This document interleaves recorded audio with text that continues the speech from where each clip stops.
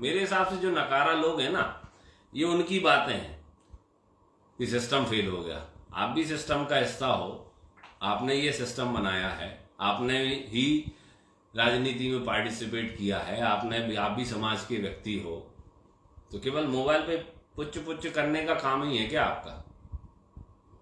अरे कुछ नहीं कर सकते तो मरीजों को खाना दे आओ यार जाकर, वो भी तो नहीं कर रहे तुम। घर से खाना पैक करवाओ, मास्क लगाओ और जाके कोविड सेंटर में भोजन दे आओ। क्यों नहीं कर रहे? मरीज के परिजन कोविड सेंटरों के बाहर खड़े हुए हैं, अस्पतालों के बाहर खड़े हुए हैं, घर से निकलो, खाना पैक करवा के दे आओ। कोई जा रहा है क्या? बात करने को ऐसी बातें कर रहे हो कि पूरा संसार ध्वस्त हो गया। अरे भैया, ऐसी महामारियां पूरी दुनिया में कई देशों ने झेली हैं, लेकिन ऐसी बकर केवल भारत के लोग ही करके जानते हैं। क्यों? क्योंकि काम कुछ करना नहीं है। भगवान ने ये सोशल मीडिया और दे दी, लगे अपना काम, वो पूरी जो भड़ास है वो सोशल मीडिया पर निकालने की। तरह तरह के लोग हैं यार, जीवन में उनकी प्रोफाइल पूरी सर्च करके देख लेना, जिंदगी में उन्होंने कभी कुछ काम नहीं किया फेसबुक चलाने के अलावा, लेकिन ज्ञान ऐसा पेल रहे हैं और सिस्टम से इतने नाराज हैं और सरकार से इतने नाराज हैं, अस्पतालों से इतने नाराज हैं, डॉक्टर्स से इतने नाराज हैं, जैसे इन्होंने अपनी जिंदगी में हमेशा ही समाज सेवा के काम किए हों और हमेशा ही दुनिया के लोगों की मदद की हो। आप कहने के अधिकारी तब बनते हैं जब आपने किसी की मदद की हो, तब आप इस सिस्टम को गाली दे सकते हैं, तब आप लोगों को गलत बोल सकते हो। आपने आज तक एक इंसान की तो ठीक है, जानवर की मदद नहीं की और बातें कर रहे हो आप जमाने भर की। जरा उन डॉक्टर्स की स्थिति तो समझो यार, जो हॉस्पिटल में जाके अपनी जान की रिस्क लगा के हॉस्पिटल में काम कर रहे हो। नर्सिंग स्टाफ को देखो, पीपी किट पहन के घंटों उस वार्ड में रहते हैं, पसीना पसीना हो जाते हैं, जान की भी रिस्क है। उनके परिवार में लोग नहीं है क्या? उनके बच्चे नहीं है क्या? उनके माता पिता नहीं है क्या? हम लगातार कोसते जा रहे हैं। अरे सरकारी अस्पतालों से हमें समस्या है तो सरकारी अस्पतालों में चीजें सुधारी भी जा सकती हैं, लेकिन ऐसी बकर केवल भारत के लोग ही करके जानते हैं। क्यों? क्योंकि काम कुछ करना नहीं है। भगवान ने ये सोशल मीडिया और दे दी, लगे अपना काम, वो पूरी जो भड़ास है वो सोशल मीडिया पर निकालने की। तरह तरह के लोग हैं यार, जीवन में उनकी प्रोफाइल पूरी सर्च करके देख लेना, जिंदगी में उन्होंने कभी कुछ काम नहीं किया फेसबुक चलाने के अलावा, लेकिन ज्ञान ऐसा पेल रहे हैं और सिस्टम से इतने नाराज हैं और सरकार से इतने नाराज हैं, अस्पतालों से इतने नाराज हैं, डॉक्टर्स से इतने नाराज हैं, जैसे इन्होंने अपनी जिंदगी में हमेशा ही समाज सेवा के काम किए हों और हमेशा ही दुनिया के लोगों की मदद की हो। आप कहने के अधिकारी तब बनते हैं जब आपने किसी की मदद की हो, तब आप इस सिस्टम को गाली दे सकते हैं, तब आप लोगों को गलत बोल सकते हो। आपने आज तक एक इंसान की तो ठीक है, जानवर की मदद नहीं की और बातें कर रहे हो आप जमाने भर की। जरा उन डॉक्टर्स की स्थिति तो समझो यार, जो हॉस्पिटल में जाके अपनी जान की रिस्क लगा के हॉस्पिटल में काम कर रहे हो। नर्सिंग स्टाफ को देखो, पीपी किट पहन के घंटों उस वार्ड में रहते हैं, पसीना पसीना हो जाते हैं, जान की भी रिस्क है। उनके परिवार में लोग नहीं है क्या? उनके बच्चे नहीं है क्या? उनके माता पिता नहीं है क्या? हम लगातार कोसते जा रहे हैं। अरे सरकारी अस्पतालों से हमें समस्या है तो सरकारी अस्पतालों में चीजें सुधारी भी जा सकती हैं। कितने लोग सरकारी अस्पतालों में ऑक्सीजन कंसंट्रेटर देकर आए? इतने धनाढ्य लोग हैं हमारे आसपास, दिए आपने। रेमडेसिविर इंजेक्शन के अलावा और भी बहुत सारी लाइफ सेविंग ड्रग्स हैं जो हमारे कोरोना के पेशेंट्स को लगती हैं, दी क्या आप लोगों ने? खाना तक खिलाने के लिए नहीं जा रहा। वो बीएमसी के बाहर जैन समाज के लोगों ने कितना सुंदर भोजन का स्टॉल लगा रखा है। मैं सैल्यूट करता हूं उनकी पूरी टीम को जो दिन रात वहां पर खाना खिला रहे हैं। अन्य लोग क्यों नहीं जा रहे? ये फेसबुक चलाने वाले क्यों नहीं जा रहे?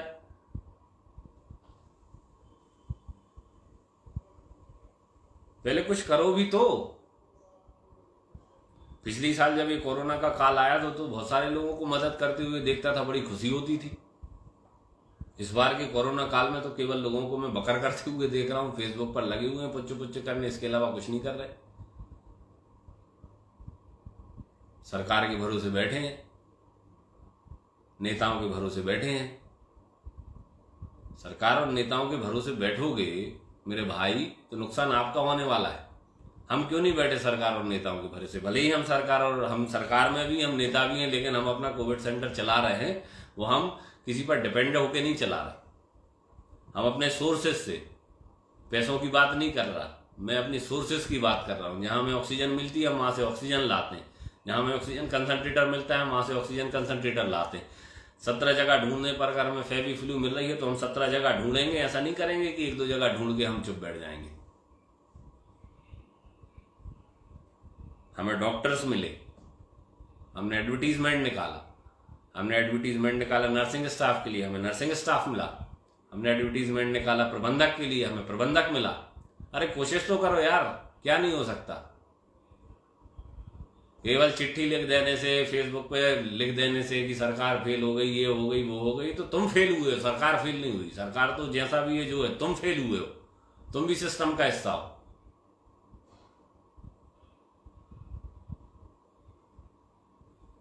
जो लोग अपने तहसील स्तर पर, ब्लॉक स्तर पर, मेरे रेहली से सीखिए।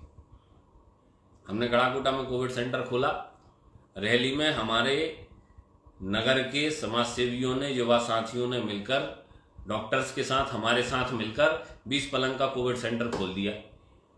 ऑक्सीजन की व्यवस्था भी कर ली, ऑक्सीजन कंसंट्रेटर भी ले आए, लाइफ सेविंग ड्रग्स भी ले आए, जितनी आवश्यकता होती है दवाइयों की वो लेकर आ गए। उन्होंने तो सिस्टम को नहीं कोसा। देखिए, आकर मैं आपको ले चलूंगा जब कभी भी आपका मन में उथल पुथल हो ना, कि क्या हो रहा है, कुछ नहीं हो रहा, कुछ नहीं हो रहा, हम बहुत बेबस हैं, हम बहुत मजबूर हैं, हम बहुत लाचार हैं, तो आइए मैं दिखा दूंगा आपको रेहली का कोविड सेंटर। रेहली नगर के समाज सेवी, युवा साथी और वहां के स्थानीय डॉक्टर्स ने मिलकर कोविड सेंटर चला रहे हैं। ये समय रोने का नहीं है। हमें भी दुख होता है प्रतिदिन, हमारे कार्यकर्ता, हमारे अपने, हमारे शुभचिंतक, हमारे परिचित बिछड़ रहे हैं हमसे। आज ही मेरे मित्र की डेथ हुई, अनिल नाम।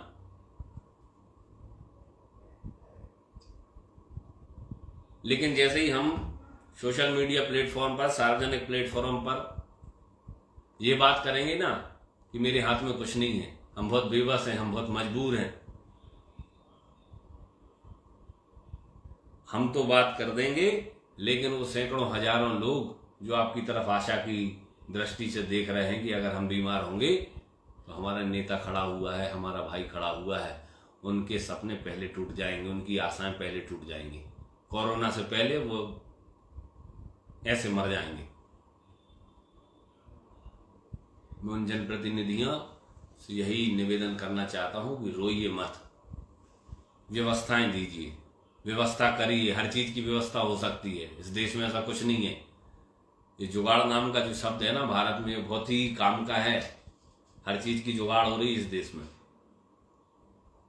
आप चाहो तो क्या नहीं हो सकता। लेकिन चूंकि भारत के देश के लोगों की डीएनए में राजनीति है, तो राजनीतिक लोग कहां जाएंगे? वो तो और राजनीति करेंगे। कोई सीएम पे लांछन लगाएगा, कोई सांसद पे लांछन लगाएगा, कोई विधायक पे लांछन लगाएगा, कोई मंत्री पे लांछन लगाएगा, कोई जातिवाद की बात करेगा, कोई समाजवाद की बात करेगा, कोई क्षेत्रवाद की बात करेगा। और इनकी आड़ में अपनी नकारेपन को छुपाने का प्रयास किया जाएगा। मैं सभी लोगों से कहना चाहता हूं भैया, अगर आप सक्षम हो व्यवस्थाएं जुटाना प्रारंभ कर दो, क्योंकि ये व्यवस्थाएं आपके लिए ही लाभकारक होंगी। अगर आप कहीं से किसी भी प्रकार की दवाइयों की व्यवस्था कर सकते हो, जाकर अपने नजदीक के कोविड सेंटर में दे आइए। अगर आप भरी ऑक्सीजन नहीं, खाली ऑक्सीजन सिलेंडर की व्यवस्था कर सकते हो तो खाली सिलेंडर दे आइए, वो कहीं ना कहीं से भर जाएगा। और अगर आप भरवाने की व्यवस्था कर सकते हो तो भरवा के दे दीजिए। ऑक्सीजन कंसंट्रेटर की व्यवस्था कर सकते हो, कंसंट्रेटर दे दीजिए। अरे कुछ नहीं दे सकते तो घर से एक टिफिन लगाकर जाइए और वहां के मरीजों को खाना खिला दीजिए साहब। उनके परिजनों को खाना खिला दीजिए, उनके रुकने की व्यवस्था करवा दीजिए। कहना बहुत आसान है, करना बहुत मुश्किल है, लेकिन नामुमकिन नहीं है। मैं एक भी दिन हतोत्साहित नहीं हुआ। मेरे बहुत नजदीक के लोग खत्म हुए, बहुत नजदीक के लोग जिनके साथ मेरा दिन रात उठना बैठना था, लेकिन मैंने एक भी व्यक्ति की पोस्ट नहीं डाली अपनी फेसबुक पर, अपने सोशल मीडिया पर। मैं नकारात्मकता नहीं फैलाना चाहता। मैं शोक संदेश लिख लिख के लगातार लोगों में नकारात्मकता नहीं फैलाना चाहता। मैं ये नहीं लिखना चाहता कि मैं तुम्हारी कोई मदद नहीं कर पाया, मैं लाचार, मैं बेबस, मैं मजबूर। जीवन मृत्यु ईश्वर के हाथ में। हम अपनी कोशिश कर रहे, हम अपनी मेहनत कर रहे, उसका फल देना ना देना, अच्छा बुरा, ये सब ईश्वर के हाथ में है। लेकिन हम अपनी मेहनत करेंगे, पूरी आशा के साथ ये मेहनत करेंगे, क्योंकि मुझे बहुत अच्छे से पता है कि जिस दिन मैं हतोत्साहित हो गया, उस दिन मैं अकेला नहीं टूटूंगा, मेरे पीछे खड़े हुए हजारों लोग टूटेंगे। हम राजनीति में हैं, हम उनके जनप्रतिनिधि हैं, तो हम उनके संबल हैं। और अगर आपकी जनता, आपके क्षेत्र के लोग, आपके मित्र, आपके समाज के लोग, आपके गांव के लोग, आपके घर के लोग अगर आप पर विश्वास कर रहे हैं ना, तो कभी ये मत लिखना कि मैं बेबस हूं, मैं मजबूर हूं, मैं लाचार हूं। आप ये लिखना कि हम कोशिश कर रहे हैं और हम कोरोना से जीतेंगे। आप हमेशा यही कहो। मेरा निवेदन है आप सभी लोगों से। मनुष्य के जज्बे से बढ़कर इस संसार में कुछ नहीं है।